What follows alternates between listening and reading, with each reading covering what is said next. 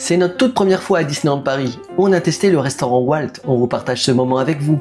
Mais avant de commencer, pour ne rien manquer et pour soutenir la chaîne à se développer, abonne-toi à mon DLP, c'est gratuit en cliquant juste ici. Le restaurant Walt se trouve au milieu de Main Street, donc en plein cœur. Il est possible de venir sûrement sans résa, mais on te conseille vivement de réserver pour être sûr de pouvoir y accéder, chose qu'on a faite quelques semaines avant le jour J.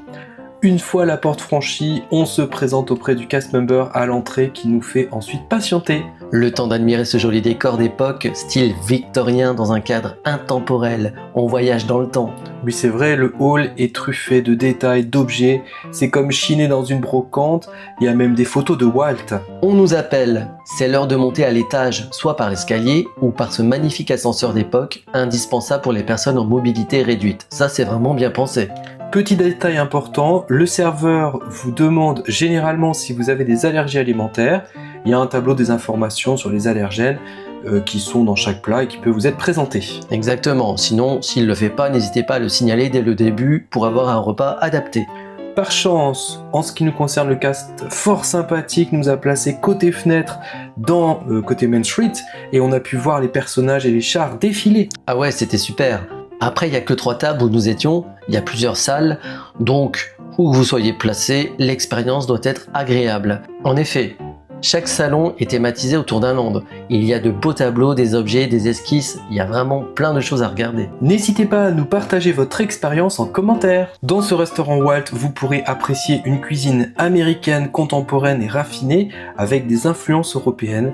Tout à fait. Bah oui, n'oublions pas que Walt a des origines françaises. Exactement, Disney est un dérivé de la ville d'Isigny-sur-Mer en Normandie.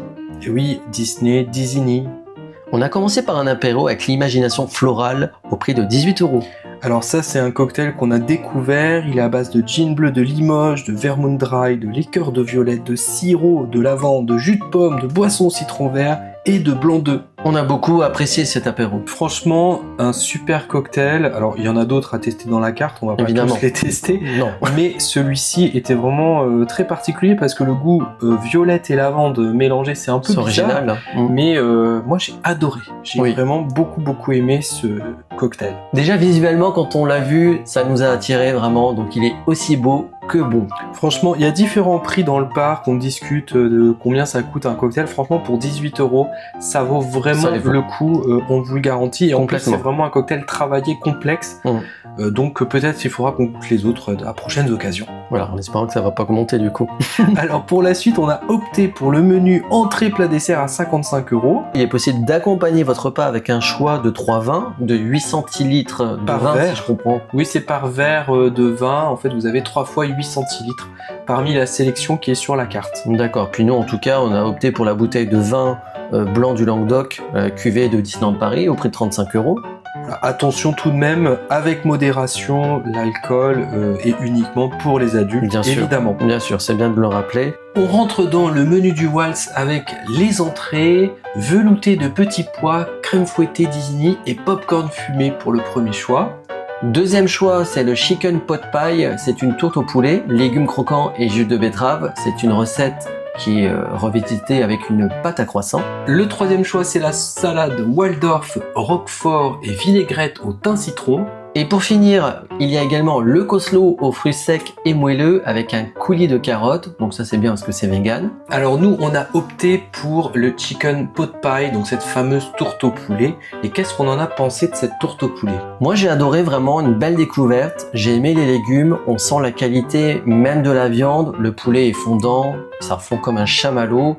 Ça paraît light comme ça, mais finalement c'est bien dosé. C'est parfait pour le soir. Oui, et c'est surprenant de manger un croissant avec du salé à l'intérieur. Et c'est une première, enfin, on a adoré tous les deux. D'ailleurs, on sent bien les légumes croquants, notamment il y avait du céleri, je me souviens. Et c'est vraiment très bon. Moi, ça m'a vraiment marqué cette entrée à tester. Ça donne envie d'ailleurs de tester les autres entrées. Dites-nous en commentaire d'ailleurs si vous avez déjà testé le chicken pot pie. Oui, puis dites-nous si vous avez testé toutes les entrées par exemple, ou beaucoup d'entrées, et laquelle vous préférez. On reprend le menu avec les plats. Chili con carne, tortilla, cheddar et crème d'Isigny, oignons rouges, coriandre, riz blanc et haricots rouges. Ensuite, le filet de poulet fermier doré au miel et aux épices cajun, sauce cranberry et petits légumes. On peut aussi choisir mac and cheese au cheddar, c'est pâtes, sauce au cheddar, pastrami et shiitake. Ou omble chevalier, rôti, légumes du moment et sauce au beurre blanc défini. Le dernier choix de cette carte vegan, c'est la pomme de terre façon Thelma à la moutarde en grains, caviar d'aubergine, légumes du moment et coulis d'asperges. On a choisi 2 plats différents. On va peut-être commencer par le filet de poulet fermier doré que tu as pris.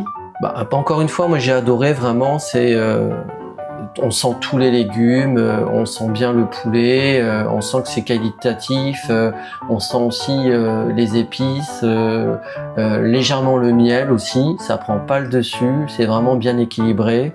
Et puis le poulet est fondant, comme je disais, pour l'entrée, comme un chamallow. C'est parfait. Alors de mon côté, j'ai opté pour le chili con carne et franchement, j'ai été plus que surpris par la qualité de ce plat.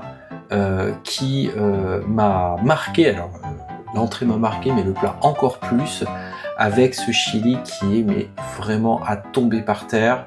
En plus, il est décomposé, comme vous voyez sur l'assiette, donc vous picorez un peu dans chaque élément, et il y a tout, il y a la coriandre, le riz blanc, les haricots rouges, la crème d'Isigny à côté, enfin tout est super bon, franchement ce plat, rien que d'en reparler, j'en ai encore l'eau à la bouche.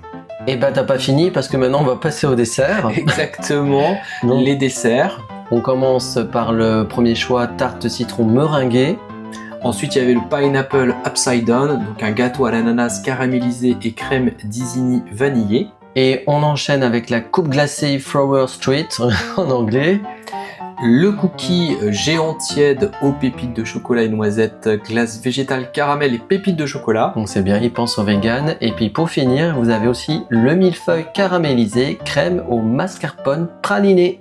Alors pour le dessert, moi j'aurais aimé prendre la tarte au citron meringuée, mais malheureusement il n'y en avait plus quand on est allé manger. Ils avaient été dévalisés.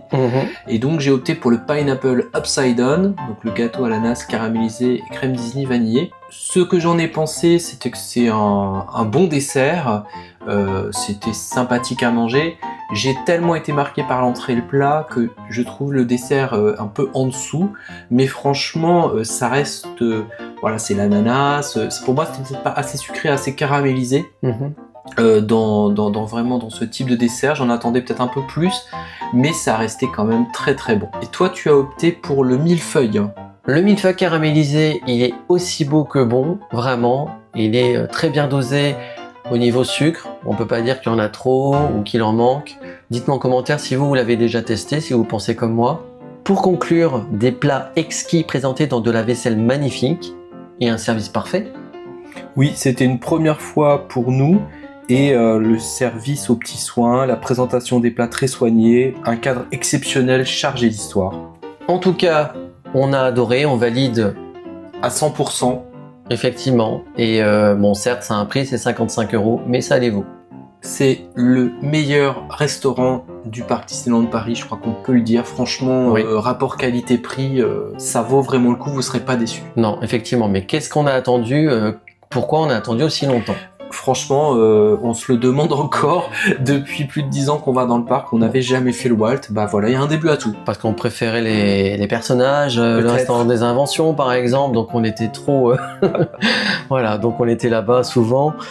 Si ce voyage culinaire vous a plu, n'oubliez pas de vous abonner à mon DLP. Et de nous dire en commentaire ce que vous avez pensé de notre expérience et de la vôtre aussi, de la partager avec nous. Oui, on est curieux de savoir.